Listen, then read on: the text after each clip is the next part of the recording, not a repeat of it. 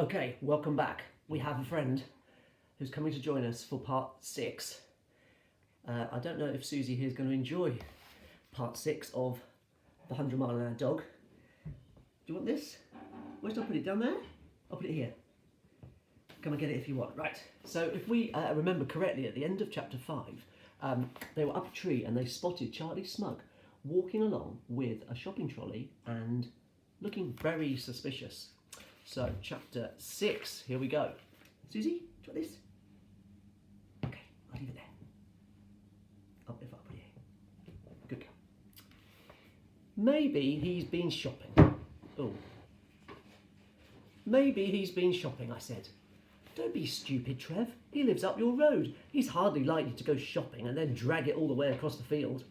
Well, what do you think he's doing then? I asked. Tina checked the direction in which Charlie was heading. Her voice took on an excited edge.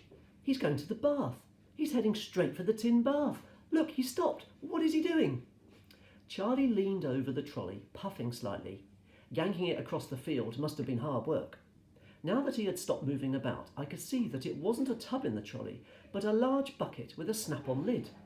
Charlie had another good look round, pulled the lid off, and carefully lifted out the bucket. He balanced it on the side of the bath. Even Tina could see all this, but she couldn't tell what was in the bucket. What's he doing? She repeated impatiently. Charlie made one last furtive search of the area and then slowly tipped the bucket forward over the water. Out slopped something very dark, green, something glistening with slime. Ooh, what is he doing? He's filling it up. Something that looked like the killer sludge from Planet Squirk. Why is Charlie holding his nose? Cried Tina, and I let her have the binoculars. She was in time to see the last dregs of muck from the bottom of the bucket being emptied into the rusty bath. I don't believe it, she cried. The dirty, rotten cheat. He's putting even more revolting stuff in there. You know what this means, don't you? Yeah, I said. We're going to get very, very dirty when we get in that bath. Tina wasn't listening. He can't do things like that. It's cheating. This means war. I had to admire Tina. I mean, declaring war on Charlie Smug was a bit like Iceland deciding to attack America. What shall we do first? I asked. Send in our non-existent tanks or blast him to pieces with our non-existent missiles? Tina coloured slightly. Well, it's not fair, she grumbled. And if there is anything we can do about it, then we're going to do it. Just need to let the cat out. Right, back in the game.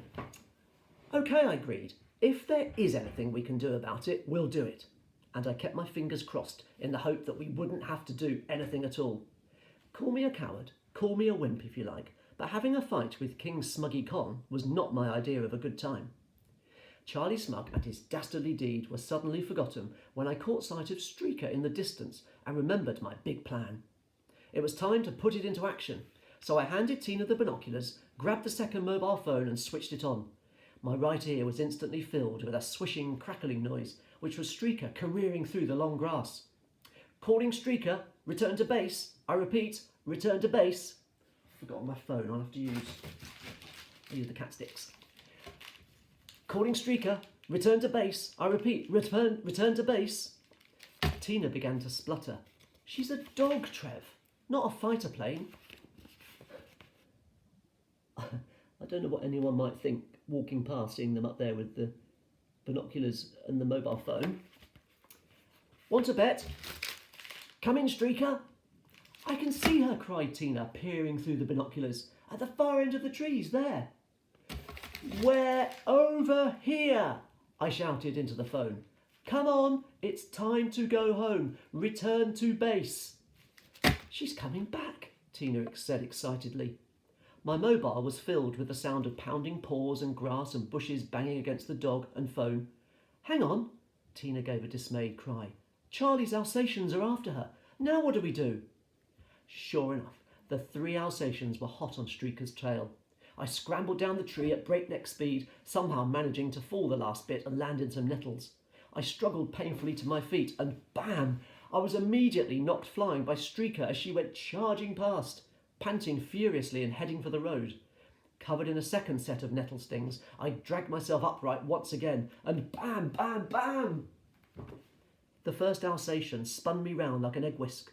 The second knocked me straight back into the nettles, and the third simply pounded across my chest as if some kind of very useful bridge had magically appeared in front of it. The Alsatians carried on the chase, barking away merrily and obviously thinking that the whole business had been set up for their entertainment. Meanwhile, I sat in the only clump of nettles in the world that needed a set of traffic lights. Can you see it? Streaker, 3 Alsatians, and Trevor in nettles. Oh, if you've ever been stung by nettles, painful. Tina dragged me out and we hurried down the road just in time to see Streaker go whizzing into somebody's front garden, closely followed by 3 slavering Alsatians. Poor Streaker was trapped. More another day.